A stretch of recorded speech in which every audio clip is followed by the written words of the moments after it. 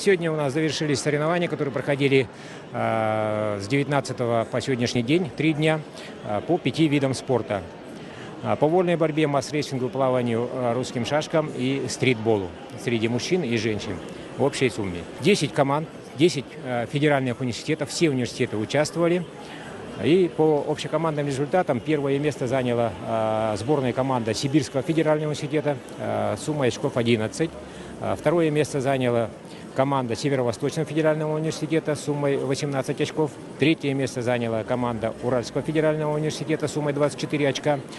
Четвертое место на 1 очко отстав от Уральского федерального университета Южный федеральный университет 25 очков. Пятое место заняла команда Казанского Приволжского федерального университета 27 очков. Шестое место заняла команда Северо-Арктического федерального университета 30 очков.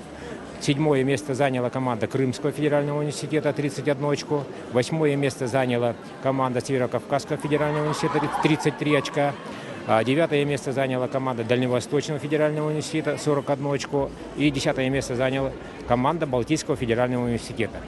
Я хочу отметить, что именно очень большую и хорошую подготовку провела команда сборной команды Федерального университета. Она по всем видам заняла места. Например, по вольной борьбе, масс-рейслингу, плаванию и русским шашкам они заняли 2-е место. И по стритболу в общей команде они тоже заняли 3-е место. И в итоге выиграли. Ну и, конечно, хотелось бы отметить команду Северо-Восточного федерального университета, это нашего университета. Они заняли 1-е место по вольной борьбе, масс-рейслингу, шашкам. По плаванию заняли 6-е место. И по стритболу они заняли 9-е место. В итоге с 18 очками они заняли 3-е место.